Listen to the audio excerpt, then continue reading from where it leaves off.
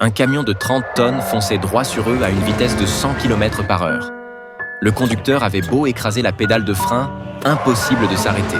Jack semblait réaliser que c'était probablement la surprise que la compagnie lui avait réservée. Il restait là, immobile et serein, tandis qu'Anna, tendue, lui agrippait la main. Tous deux s'apprêtaient à accueillir la mort ensemble. Mais au final, le camion les frôla et plongea dans la rivière. Visiblement, la surprise tant attendue ne s'était pas concrétisée comme prévu. Depuis ce jour-là, quelque chose avait changé dans le cœur de Jack. En plus d'attendre sa propre mort, il se souciait désormais de celle d'une autre personne.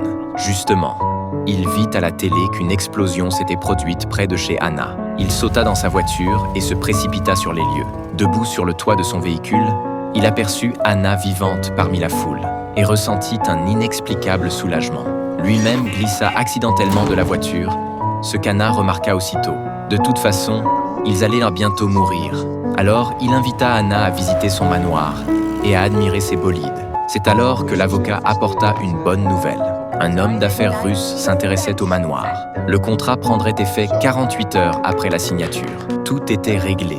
Il ne restait plus qu'à attendre la surprise tombée du ciel. Mais Anna eut soudain envie d'aller faire un tour en voiture.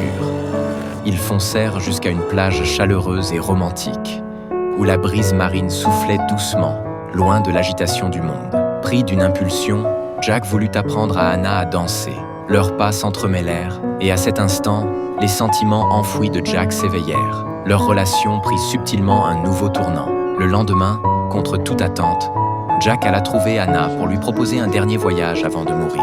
Il retourna à la compagnie Paradis sur Terre pour demander au patron de repousser la date de sa mort. Celui-ci lui répondit qu'il avait l'habitude des gens qui changèrent d'avis à la dernière minute, mais de ne pas s'inquiéter.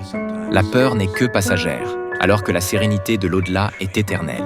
Voyant que le patron ne cédait pas, Jack avoua être tombé amoureux. Pour une fois que son cœur battait, il voulait mourir un peu plus tard. Pendant leur conversation, le patron vit les photos envoyées par ses subordonnés.